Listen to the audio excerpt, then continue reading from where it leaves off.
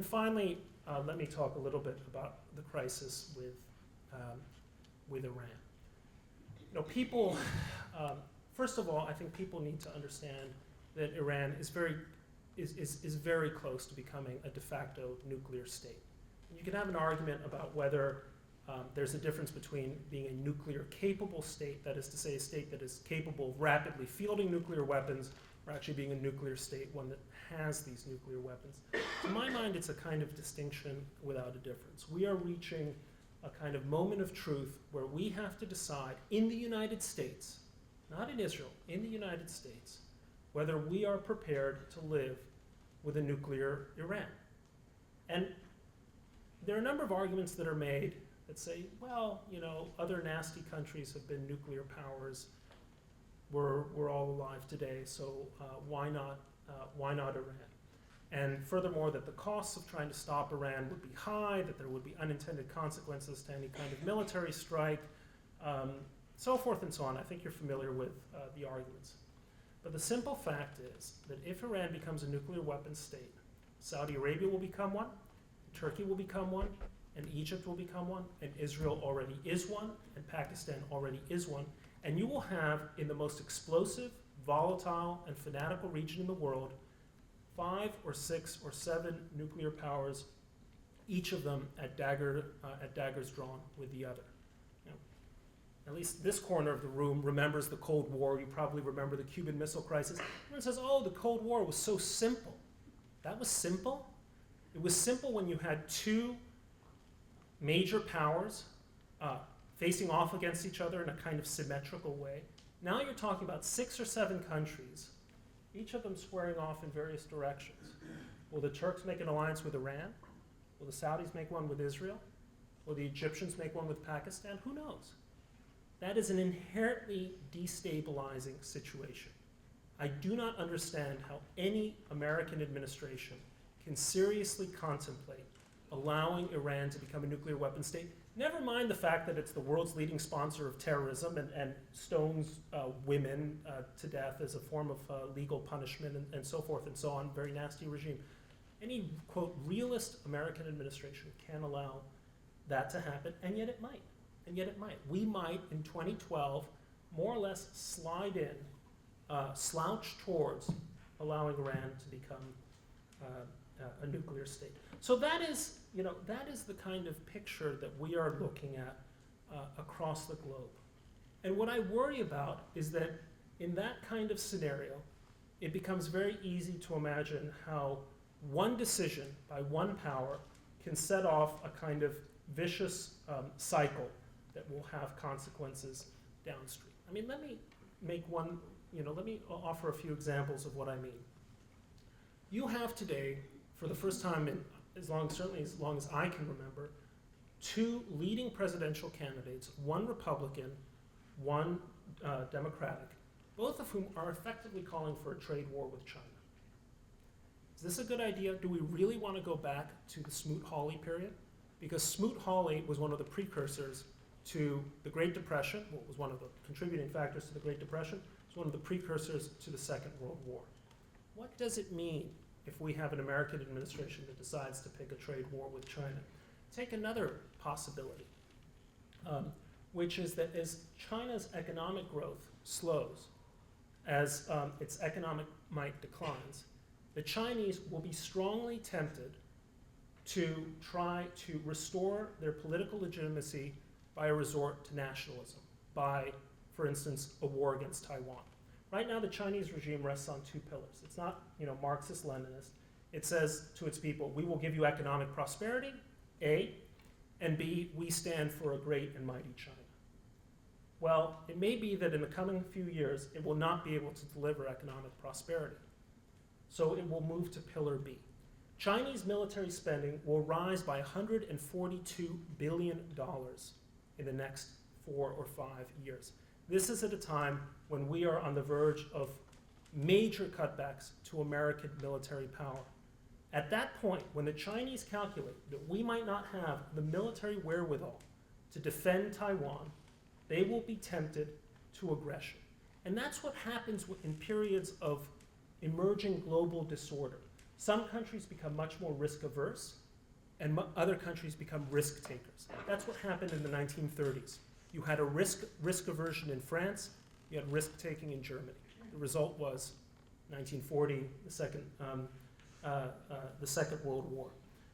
The other possibility, which I worry about a great deal, is, I touched on this now, the possibility that we are about to gut our defense. People like to play this parlor game, which is, what year are we living in? And I think American Jews especially will say it's 1938, it's the Sudetenland, the Munich Pact, or it's 1967, the eve of the Six-Day War. Maybe in the United States it's 1948. 1948, Britain realized that it could not sustain its commitments as a global power in India and Pakistan, in Turkey and Greece, in its mandated territories in Palestine, and it withdrew. Very suddenly in 1948, 1948 is the year in which British power finally collapses. After 300, 400 glorious years, it falls like that. But Britain in 1948 could look to the United States, could hand off the responsibilities of a global power. To whom do we hand off? To the Chinese? To the Russians? To the Europeans? There's no one to hand the ball to. So this should worry us a great deal. Now, I see I've really sunk you all into a pit, which is my purpose. Let me just offer a few thoughts about what we ought to be doing, which is, number one, let's avoid bad ideas. There is a certain New York Times columnist who has written on repeated occasions that he wishes that we could be China for one day. That is to say, if we just had a government that got total autocratic power for a single day, you could legislate all kinds of things and shove it down everyone's throats, and the world would be a better place. I would argue that that's exactly what happened in the United States Congress between 2009 and 2000, and the present Congress, when the present Congress came in at the beginning of 2011, and the result was catastrophic financial regulation and catastrophic healthcare regulation. Let's not be China for a day. Let's not get carried away with the idea that we have all this political gridlock and dysfunction. Political gridlock and political dysfunction has served this country very well for centuries, and we shouldn't resist it. There's an inherent wisdom in the American system of checks and balances. So let's not be China for a day, because China is making mistakes on a much larger scale than we are, except they don't yet know it. Let's not be Europe for a day. Let's not go the route of the Europeans in imagining that we can simply spend our way out of our fiscal problems. That's insane. So let's not do that. Let's not be the Middle East for a day and fall victim, as you can see here at San Diego, at the university, to these kinds of ethnic conflicts. Let's remember that this is an e pluribus unum country. This is the United States. What we need to do is cultivate a basic American idea, which has served us well whenever we've been in situations like this, that the United States is a country that exists so that every individual citizen can prosper and flourish with a minimum of intervention from busybodies, whether they're your neighbors or whether they're your governors or your elected politicians. That's the core American idea, and that's what has made this country the most powerful in the world. If we can do that, and I suspect that we will because we always have, then we have a bright American future, and there's a future for capitalism. But if we don't do that, then 2012 can be a year that will look like 1914, and we will all, especially you guys, the younger people in this room, are going to grow up regretting it. Thank you.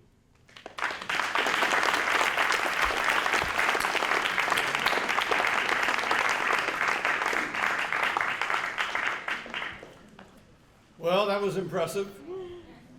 We have time for a dialogue. I want to ask the first question, which is, talk to us about Putin, the president of Russia, and is there anything fundamentally about Russia that has changed? Putin is not the president of Russia. Putin is the czar. And the question is actually a marvelous one. I mentioned Woodrow Wilson at the beginning of my talk, and after, since you're tech savvy, afterwards you should, well, I don't think this would actually fit in a tweet, but Google Woodrow Wilson's war message to Congress from April 1917, when he says, "Isn't it wonderful, these fantastic developments in the last few weeks in Russia? The Russians, we always knew, were democratic people at heart who had thrown off the shackles of czarist despotism, to assert their true character and nature." And of course, he was talking about the Russian Revolution of March 1917, when this pleasant social democrat named Alexander Kerensky kind of ambled through the pages of history.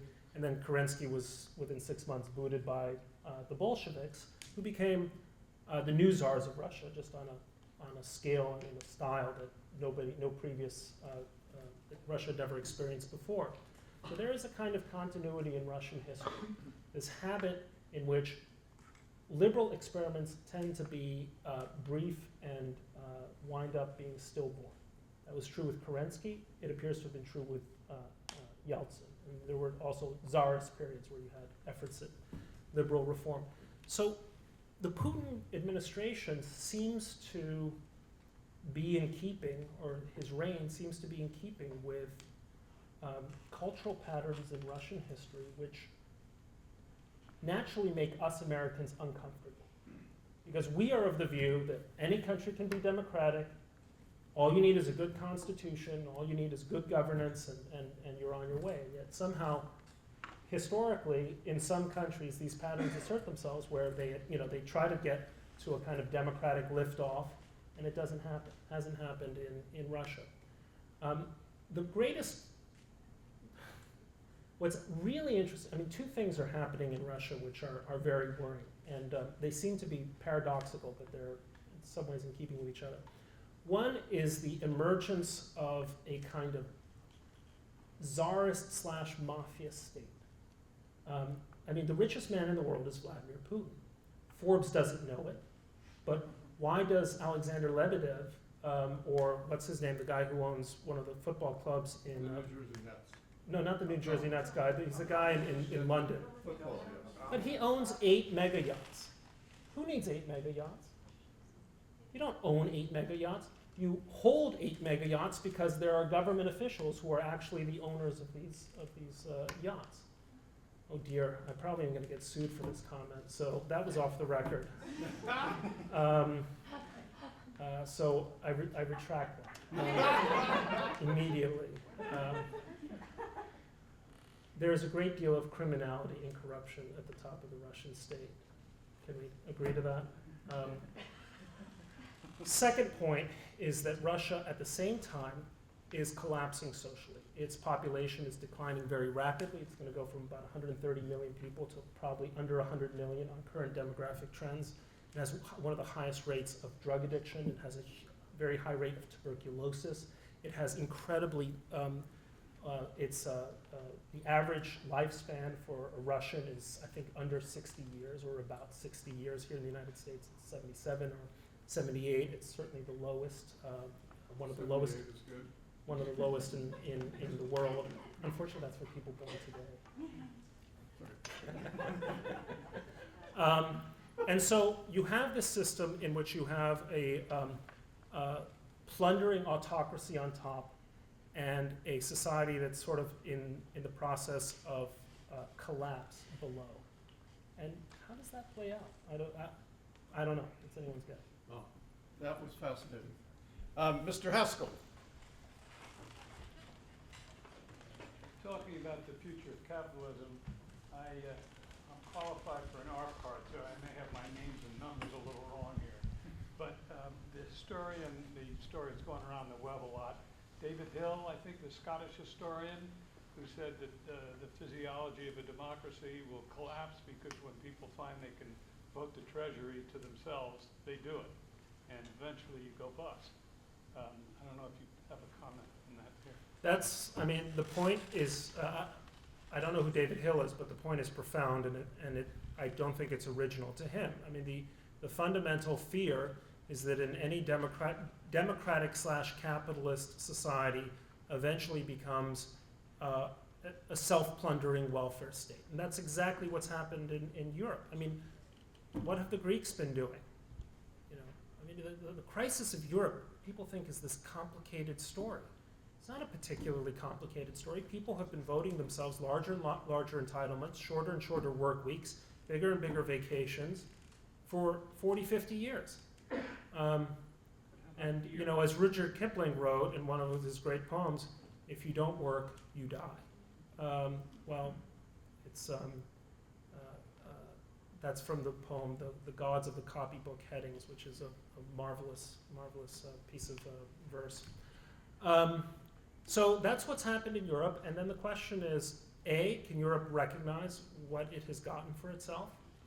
I mean, at some point they did. In the 50s and 60s, you had Europe as a very high growth area, very prosperous. I mean, there was a reason Germany was so prosperous for so long. Question then is that going to happen in the United States? I mean, I think Chris Christie or someone has said, are we going to become a nation of takers or makers? I sometimes take the train to Philadelphia from New York, and as you're crossing the bridge over Trenton, there's an old dilapidated sign over one of these old industrial bridges that says, Trenton makes, the world takes.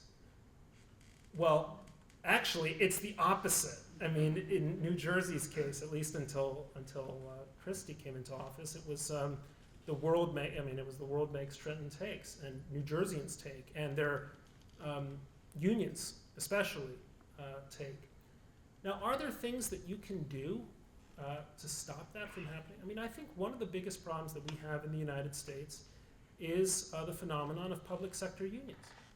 I mean, that's deeply problematic. I mean, the concept of a union is somehow embedded with its relationship with private employers. Public sector unions are a real problem in democratic society, and you see it playing out almost, you know, everywhere where they are, because it's the combination of political power and bureaucratic power in a kind of invidious way. Well, public sector unions only really came about in the Kennedy administration. I mean, it's a relatively modern phenomenon. So could you imagine a point in which the U.S. decides that if you work for the government, you cannot don't have the right to collective bargaining? I think it would be a good step for the U.S.